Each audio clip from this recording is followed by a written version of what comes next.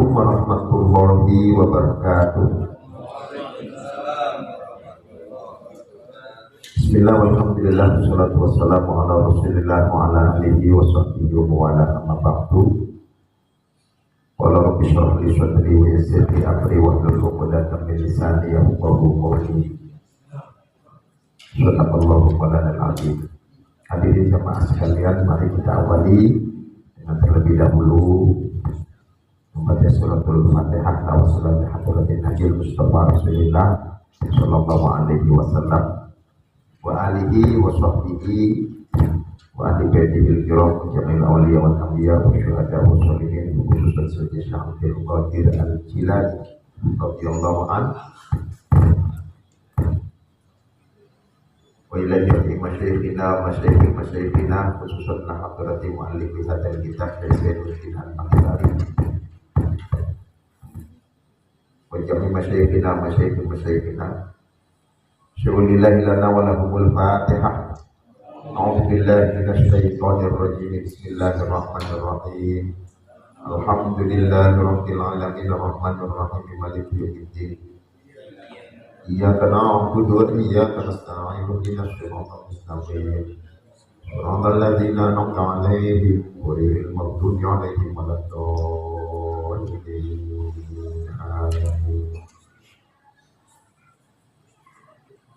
Bismillahirrahmanirrahim. Ini masih dalam bab zakat.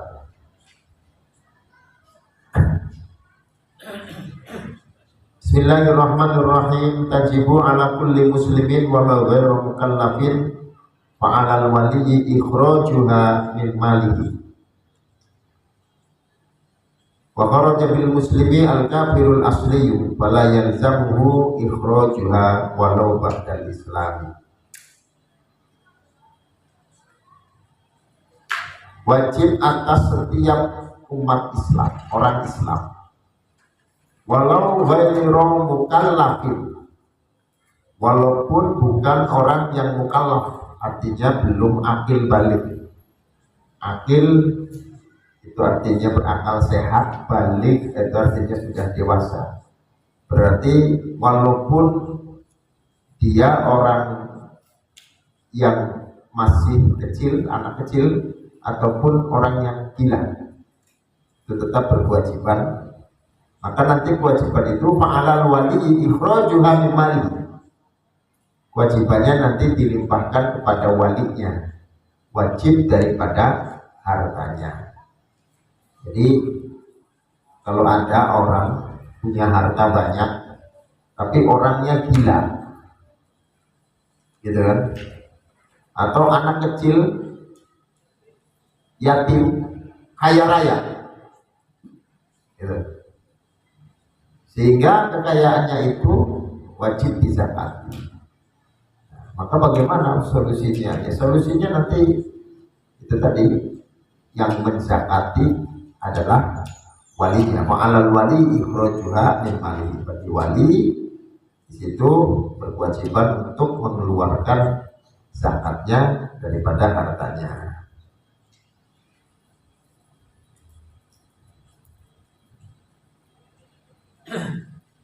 Jadi yang terkena mukhatab, yang terkena khitab untuk membayarkan itu adalah walinya, ya, walinya.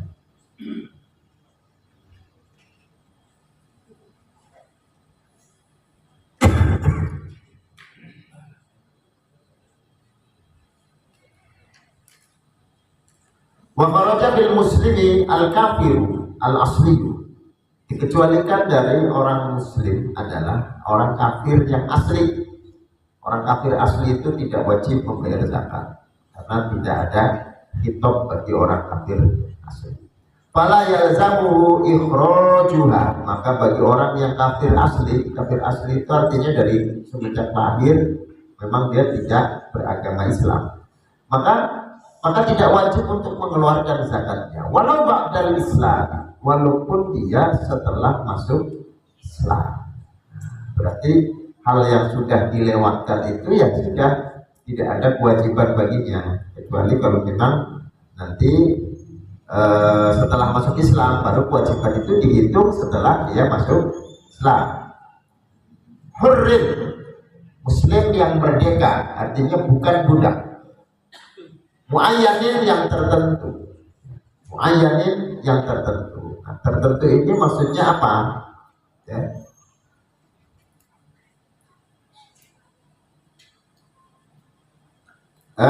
Muayyanin ay ghairu mubhamin fala zakata fi ra'in mawqufin ala jihatin ammah fala fi mali baitil mali.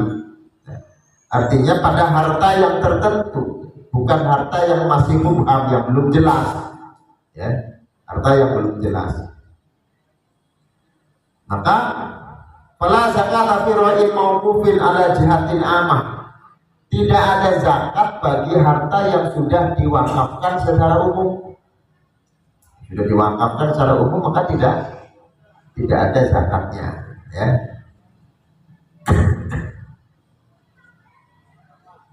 Wala fi mali baitil mali, dan juga tidak ada zakat bagi harta yang ada di dalam baitul mal, bank Islam, ya, baitul mal. Fala tajibu ala raqiqin li adami milkihi, maka tidak wajib zakat ini bagi seorang hamba sahaya karena tidak ada hak milik baginya.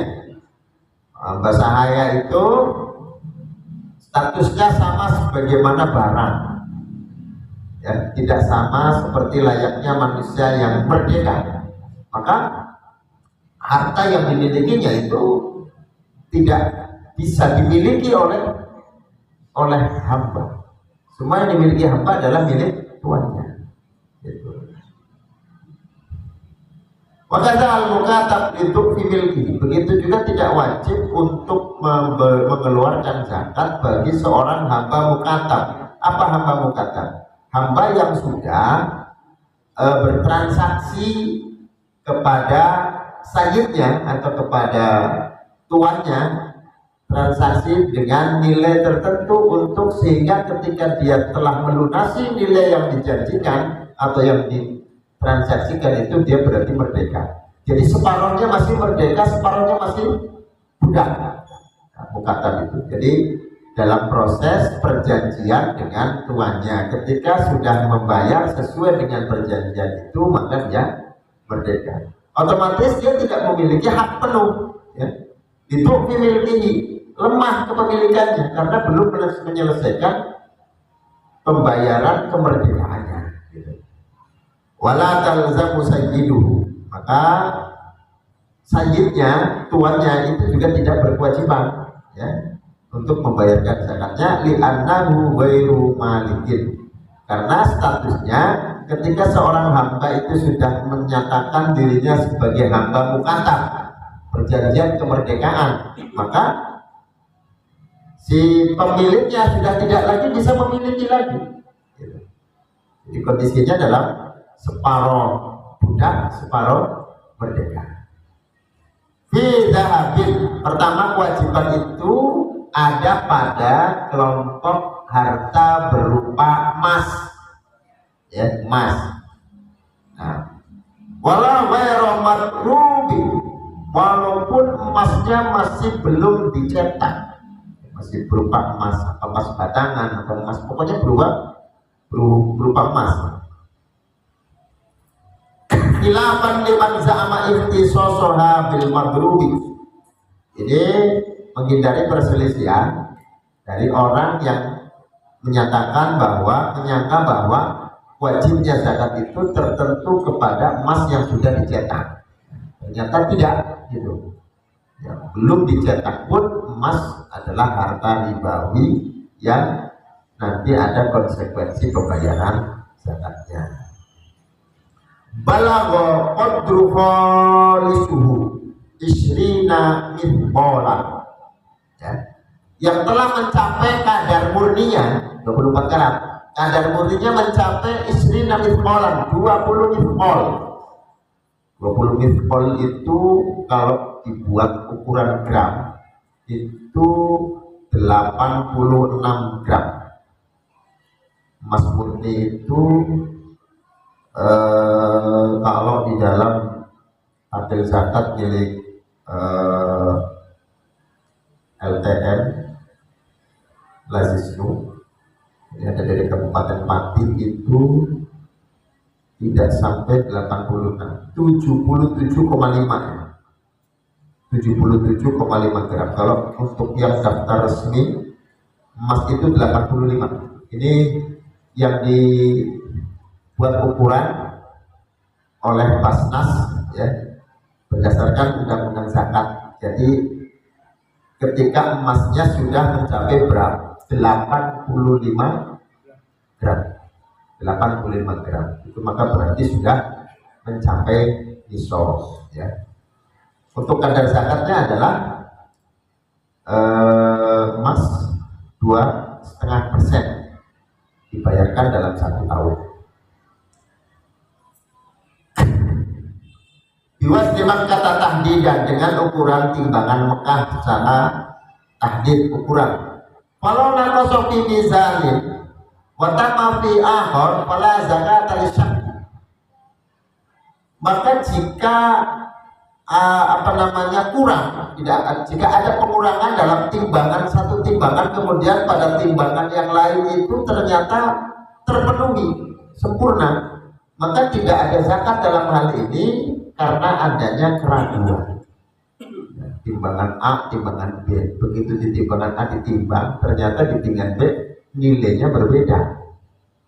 Nah, seperti ini pun termasuk tidak wajib untuk dizakati karena ada terjadi keraguan dalam ukuran timbangannya. Wal mithqalu isnani wa sab'una habbata sya'irin mutawassitatan. Nah, ini ukuran zaman dulu, Pak. Orang menghitung satu miskol, kan tadi 20 miskol. Berapa yang satu miskol? Untuk mengukur gramasinya itu tidak memakai gram, tetapi pakai ukuran zaman dulu. Zaman dulu itu ukuran satu miskol itu isnani wa sab'una habbah, 72 biji syair gandum mutawassitatan yang sedang ya. Jadi kan tadi ukurannya nisab itu 20 miskol. Berapa satu miskol? Zaman dulu orang untuk menghitung miskol, ukuran terkecil, ukuran gramasinya ya, kalau sekarang kan gram ya, itu menghitungnya dengan manual. Apa bobot yang dipakai? Ya, yang dipakai itu terusnya adalah butiran gandum ya. Jadi gandum sejumlah 72 biji yang tidak terlalu besar, tidak terlalu kecil. Itu ukuran satu miskolnya dikalikan 20. Jadi tinggal dihitung aja, gandum 73 72 kali 20. Nanti sebelah sininya emas. Kalau bisa ngangkat ya, melebihi dari ukuran yang timbangan yang ukuran itu tadi, maka berarti ini sudah berkewajiban untuk dibayarkan zakatnya, mau emas yang sudah dicetak ataupun masih berupa emas lantaan belum dicetak gitu. Jadi cara menghitungnya dulu seperti itu. Qala Syekh Zakaria wa wasul lisabbi dhahabi bil ashrafi ya.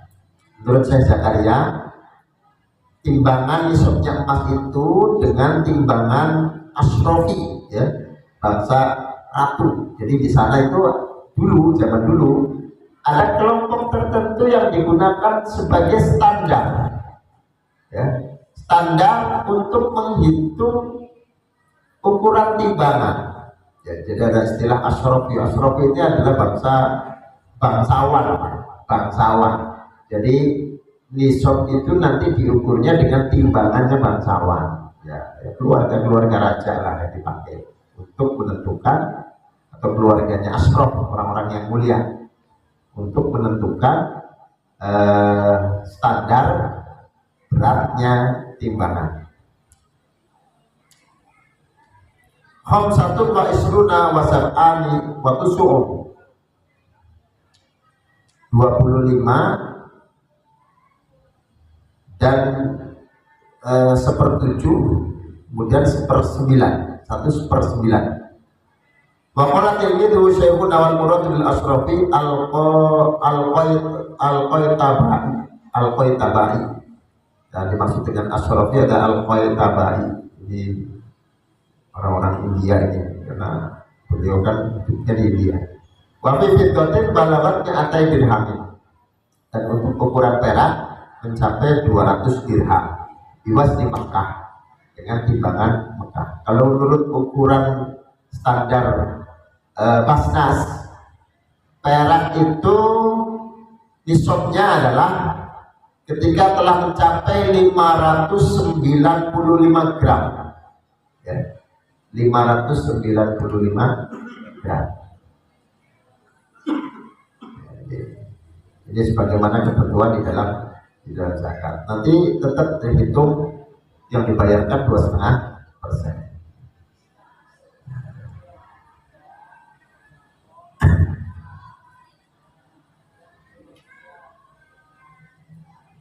Bahwa khamsuna habbah wa khumusan habbah.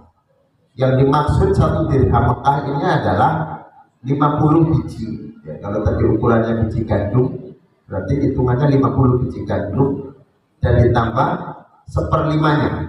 Ya, tambah seperlimanya. Bisa amat hitungnya. Fal asyaratu darahim. Kemudian yang dimaksud dengan 10 dirham adalah sab'atu mathaqila, 7 misqal wala waqsa fihima, dan tidak ada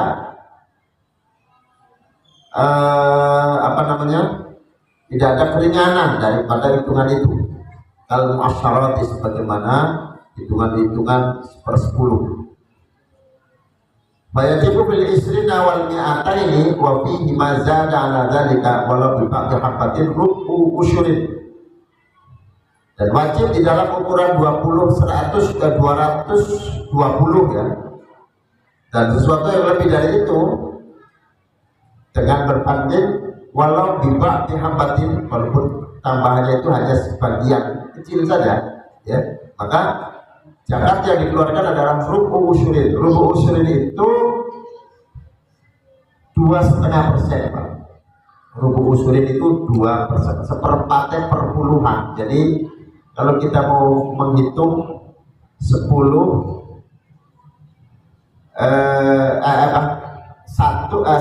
misalnya, 100 dibagi 10 dibagi 4. Itu namanya seperempatnya seper-10. Kalau dibuat persentasenya 2,5%. Wala yaqulu ahadun naqdaini bil akhar, maka dan tidak bisa menyempurnakan salah satu di antara dua naqdu, ya, emas dan perak tadi dengan yang lain. Misalnya dia punya zakat berupa emas, nanti ketika jumlahnya kurang nggak boleh dipenuhi dengan jumlah gramnya perak. Jadi emas sendiri, perak sendiri, gitu. Tidak boleh dicampur. Nah, ini kan satu besoknya kurang nih. Bagaimana kalau ditambahkan dari jenis perak? Ya tidak bisa. Emas sendiri, perak juga sendiri. Ya. Wa yaqulu kullu naw'in min jinsin bi akhar minhu. Dan sempurna pada setiap jenisnya dari jenis yang lain. Ya. Jadi emas yang dipenuhi dengan emas, perak yang dipenuhi dengan perak. Ya tidak boleh nanti misalnya emas jumlahnya kurang, lalu kemudian dipenuhinya dengan perak, tidak bisa. Gitu. Wa jayyidun wa sahihun an radi'in wa mukassarin. Nah, dan mencukupi untuk jenis yang bagus, misalnya yang utuh daripada yang jelek dan pecah. Ya. Bal huwa afdal, bahkan mengeluarkan dalam jenis seperti itu ada yang bagusnya, ada yang jeleknya, ada yang utuh, ada yang pecah, yang penting dikumpulkan. Jadi justru yang bagus tidak dipilih-pilih, misalnya yang dikeluarkan yang jelek, tidak, dikumpulkan saja. Nanti pada jenis itu akan dibagi 2,5%-nya berdasarkan jenis emas yang misalnya di situ ada yang retak, ada yang utuh, ya. Ada yang masih kemilau, ada yang sudah agak redup karena sudah lama misalnya. Tapi untuk karatnya sama, 24 karat semua ini. Ya, artinya apa? Emas murni semua. Cuma karena kondisinya ada yang lama, ada yang masih baru, itu sehingga bisa jadi jenisnya berbeda kualitas. Ada yang masih baru, ada yang sudah lama, ada yang utuh, ada yang pecah. Yang seperti itu, baik itu lebih baik. Wala aksuhuma, ya. Tidak sebaliknya. Kalau sebaliknya itu berarti yang bagus dikumpulkan dengan yang bagus, yang jelek dikumpulkan dengan yang jelek. Tidak seperti itu. Yang bagus ya dikumpulkan antara yang jenis bagus, ya, dengan yang rodi jelek. Wa kharaja bil khalisi al maghshushu fala zakata fihi hatta yablugha khalisuhu nisaban. Berbeda dengan emas murni, ya, 24 karat adalah emas yang dicampur. Kita lihat di toko emas itu kan ada yang 24 karat, 23 karat, 21 karat, 18 karat misalnya. Itu berarti ketika di bawah 24 karat otomatis emas itu tidak murni, ya. Berarti dicampur dengan jenis logam yang lain. Nah, kalau sudah dicampur dengan jenis logam yang lain, maka ketentuan gramasinya itu nanti beda. Gramnya tidak lagi tidak lagi 85 gram. Ya, bisa lebih dari itu dengan mempertimbangkan kemurnian emasnya. Jadi nanti yang dihitung adalah kemurnian emasnya. Kira-kira kalau yang murni saja tidak termasuk yang campur, artinya bukan yang 23, 22, 21 karat, tapi yang 24 karatnya saja gitu. Sekarang ini kan sudah ada alatnya, Pak, ke toko emas. Toko emas itu ada timbangannya tersendiri gitu ya. Jadi menghitung emas, misalnya emas cetakan yang sudah dicetak itu ternyata karatnya bukan 24, itu bisa nanti ditimbang nilai murni emasnya berapa gram itu ketahuan. Nah, yang kita nanti hitung untuk mengeluarkan zakatnya adalah berdasarkan emas murninya, walaupun misalnya gramasinya lebih banyak, lebih berat gitu. Nah,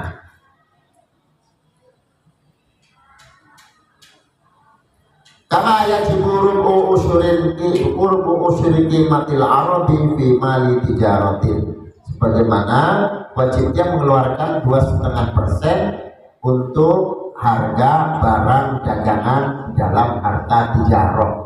Jadi nanti hitungannya sama antara kita mengeluarkan zakat emas dengan zakat tijarah. Zakat tijarah itu zakat bisnis perdagangan, ya, zakat perdagangan. Jadi cara ngitungnya sama, 2,5% itu dengan menggunakan kurs emas. Jadi misalnya kurs emas sekarang berapa? Taruhlah 2 juta atau 2,5 juta. 2,5 juta. Jadi nanti yang kita hitung dari harta kita adalah 85 kali harga emas per gram. Berapa? Misalnya 2,5 juta, maka cara ngitung harta kita untuk dikeluarkan zakatnya adalah 85, itu hitungan gramnya, kali 2.500.000. Kalau harga emasnya per gramnya 2.500.000, baru nanti ketahuan tuh angkanya. Ya, ketika sudah ketahuan angkanya, maka diambillah 2,5%-nya. Ini dibayarkan per tahun ketika haul, Pak. Bukan setiap hari, bukan setiap bulan, tetapi dibayarkannya per tahun. Nanti ketemu tahun dihitung, ya, dihitung. Yang masih berupa barang berapa nilainya, yang sudah jadi uang berapa nilainya. Bukan untungnya doang, bukan. Yang dicakatin itu bukan hari ini untung sekian, maka catat untung sekian kali 2,5%. Besok untung berapa kali 2,5%. Bukan seperti itu, tetapi cara menghitung zakat itu sebenarnya adalah ngitungnya nanti ketika ketemu tahun. Dimulai dari mana? Dari mulai kita melakukan bisnis. Ini yang keliru, kadang-kadang orang ngitung haul semuanya malam lebaran. Ya, malam lebaran itu ada zakat fitrah, ada zakat mal. Nah, ngitung haulnya gimana? Nah, maka di sini fungsi amil zakat. Kenapa SK-nya itu untuk amil zakat itu tidak khusus pada malam lebaran saja? Karena sebenarnya secara periodik orang yang diangkat menjadi amil zakat seperti UPZ di dalam Basnas atau atau Ubzismu Muhammadiyah Nahdlatul Ulama misalnya, itu ada jangka waktunya. Misalnya SK-nya berapa tahun? Kalau SK-nya setahun, dia akan bekerja dalam setahun. Bukan ngurusin zakat fitrah doang, tetapi juga zakat-zakat yang lain, termasuk diantaranya adalah zakat tijarah. Nah itu, jadi hitung haul itu tidak berdasarkan malam hari raya. Ya. Sekarang ini kita mengambilnya zakat itu selalu dikaitkan dengan lebaran. Padahal zakat yang terkait dengan lebaran itu hanya zakat fitrah. Hanya zakat fitrah. Kalau zakat harta, zakat mal itu berlangsung sepanjang tahun. Sesuai dengan mulainya kapan dia melakukan bisnis, maka ketemu tahunnya dia wajib bayar. Ada memang ya, yang melalui proses nyicil. Boleh nggak sih? Ya boleh-boleh saja, silakan dihitung per bulan. Misalnya ketemu zakat, karena sekarang soalnya ada perkembangannya sesuai dengan peraturan zakat itu ada zakat profesi segala, misalnya PNS, dokter, tiap bulan gajinya dipotong gitu. Sebenarnya belum tentu itu, belum tentu yang dipotong itu berarti secara otomatis menjadi zakat. Kenapa? Karena memang cara menghitung itu nanti akan ada hitungan akumulasi. Ya, akumulasinya adalah melalui hitungan yang namanya haul. Jadi penghasilan per bulan nanti kita jumlahkan sampai dengan 12 bulan. Kalau sudah 12 bulan, ketemu angka berapa tuh? Selama 12 bulan. Ketika sudah dipotong kebutuhan primer, kebutuhan sekunder kita, setiap hari kita gunakan untuk makan, untuk konsumsi, untuk perlengkapan rumah tangga dan lain sebagainya. Kok yang ada harta itu, kalau dagangannya baik berupa barangnya maupun aset berupa uangnya, itu sudah dikumpulkan, hasilnya telah mencapai nisab misalnya. Nah, maka nanti ketika sudah mencapai nisab, angkanya berapa? 2,5%-nya menjadi berapa yang harus dikeluarkan? Nanti diakumulasi lagi, Pak. Kita sudah mengeluarkan setiap bulan itu jumlahnya berapa? Catat semua. Nah, kalau hasilnya dalam 1 tahun itu ternyata kurang dari apa yang harus dikeluarkan dalam bentuk harta secara global, 2,5%-nya mah gedean, 2,5%-nya daripada pengeluaran yang dikeluarkan setiap bulan untuk zakat. Ya maka nanti kurangnya mesti ditambahkan, dibayarkan pada saat haul. Seperti itu. Jadi nanti kita ketemu haul itu benar-benar apakah harta kita sudah mencapai target zakat yang disebut nisab atau belum. Kalau seandainya ternyata akumulasinya jumlah terakhir setelah dihitung secara akumulasi di saat haul, harta kita ternyata tidak mencapai 1 nisab, ya sudah, anggap saja yang kita keluarkan itu adalah infak atau sedekah. Selesai. Makanya disebutnya zakat, infak, sedekah. Kalau memang itu dikeluarkan menjadi zakat karena telah mencapai nisab, ya, maka jadilah dia zakat. Kalau misalnya yang dikeluarkan itu ternyata hartanya yang telah dikumpulkan itu ternyata tidak mencapai satu nisab, ya sudah, anggap saja itu infak atau sedekah, selesai. Jadi artinya bahwa bagaimana penjelasan di sini, kama yajibu rubu usurin qimatil arati fi mali tijaratin balagha nisaba fi akhiril hauli. Jadi sebagaimana wajibnya 2,5%, wajib juga di dalam harta tijarah, dan balagha nisaba yang telah mencapai satu nisab fi akhiril hauli, pada akhir haul. Jadi ingat itu, patokannya adalah haul. Haul itu dihitung dari mana? Ingat-ingat pertama kali dagang kapan, itu menjadi ukuran.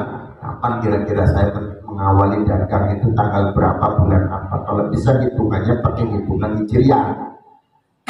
Catat, kalau suka lupa catat.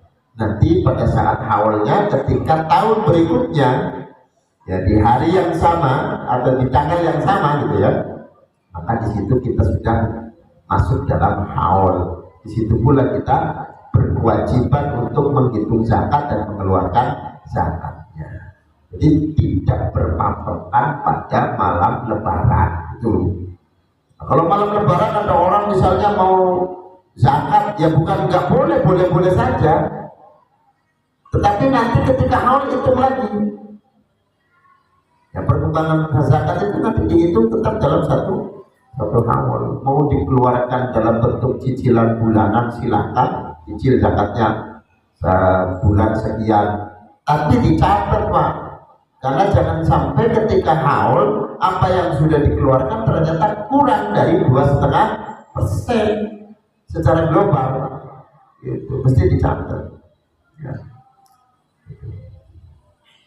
Jadi pokoknya kita sudah mimpi jadi orang kaya, hartanya banyak, maka cara ngitungnya seperti itu gitu. Kalau nggak dibawa mimpi, nanti kita nggak kaya-kaya. Wah, jadi mudah-mudahan ngaji bab zakat itu kan, setelah ngaji nanti langsung penghasilannya melimpah gitu kan. Nah, jadi nggak jadi mustahik dulu. Mari kita jadi mustahik dulu, ya. Gimana caranya? Dari mustahik berubah menjadi muzaki gitu. Jadi prinsip-prinsip ekonominya kita terapkan supaya kita tidak cukup menjadi mustahik ya, tetapi kita menjadi muzaki. Wa yudammur ribhu al-hasilu fi athna'il hauli ilal asli fil hauli illam yanibdo. Amma idza nabdo bi ansara dhahaban aw fiddatan wa amsakahu ila akhiril hauli fala yudammu ilal asli. Jadi begini cara hitungnya. Dikumpulkanlah ar-ribhu al-hasil, keuntungan yang dihasilkan fi afna'il hauli, di tengah-tengah perjalanan haul. Nah, jadi kan 1 tahun tuh haul kan 1 tahun. Kumpulkan keuntungannya ilal asli fil hauli, dikumpulkan dengan modal awal ya, modal awal kalau memang belum dijadikan sebagai uang, belum diuangkan. Amma idza nabta bi ansara dhahaban aw fiddatan wa amsakahu ila akhiril hauli fala yudamu ila asli. Kalau memang sudah dijadikan uang, misalnya didepositokan Pak, uangnya masukin ke rekening dan lain sebagainya, tidak digerakkan dalam bentuk modal lagi, termasuk tuh. Nah, kalau itu nanti tidak perlu ada pengumpulan. Tapi kalau masih berupa dagangan misalnya, ya ini harus jumlah dagangan kita ini berapa nih kira-kira, aset yang kita punya berapa? Aset yang kita punya berapa? Nah, Setelah ketemu angkanya baru ditambah dengan uang yang sudah harta dagangan yang sudah menjadi uang. Kumpulkan itu. Jadi tidak cuma untungnya saja yang dizakati, untung dan modalnya, aset kita yang kita kembangkan dalam bentuk bisnis di jumlah total, baik berupa uang maupun berupa barang. Kalau jumlah totalnya itu telah mencapai nisab, nisabnya berapa? 85 gram emas. Ya, itu 85 gram emas dikalikan dengan harga per gramnya berapa. Nah, uang kita dengan harta yang ada, aset yang ada itu sudah mencapai itu apa belum? Kalau sudah mencapai dengan sesuai harga 85 gram emas itu, maka berarti kita harus mengeluarkan 2,5%.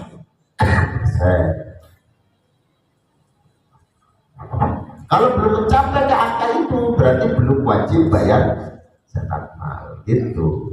Ya, kita pegangnya prinsip fikihnya. Kalau yang kemarin kita bahas tentang Imam Syafi'i itu, ya apa namanya, itu tujuannya dari sisi tasawuf, bahwa ya, Imam Syaiban Ar-Ra'i itu mengatakan orang miskin juga wajib zakat, sebab memakai kata zakat itu sebagai tazkiyatul mal, zakat untuk membersihkan harta. Ya, apakah yakin kalau orang miskin hartanya bersih? Ternyata enggak juga. Ada juga orang miskin punya harta, tapi hartanya tidak bersih, sehingga apa? Ya, untuk membersihkannya maka harus dikeluarkan zakatnya. Itu prinsip tasawuf ya. Imam Syaiban Ar-Ra'i itu mengatakan seperti itu. Jadi tidak harus menunggu nisab. Tapi kalau kita pakai apa yang dijelaskan oleh Imam Syafi'i radhiyallahu anhu, maka harta yang kita keluarkan adalah ketika sudah mencapai satu nisab. Bal yuzakki al aslu bihaulihi wa yufarradu ribhu bihaulihi. Nah, kalau memang harta itu sudah mencapai aset berupa uang, maka itu dihitung tersendiri, nggak dicampur ya, dihitung tersendiri. Kemudian untuk keuntungannya setelah proses tadi, kan keuntungan itu kan tidak juga harus berupa uang. Ketika dagangan kita semakin banyak dari modal awal, untung bukan? Keuntungan juga, keuntungan, tetapi keuntungan yang sudah berupa barang.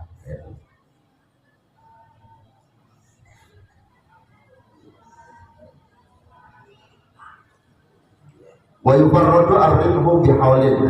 Kemudian nanti secara tersendiri itu keuntungan nanti dihitung juga ketika haul. Wa yasiru ardu tijarati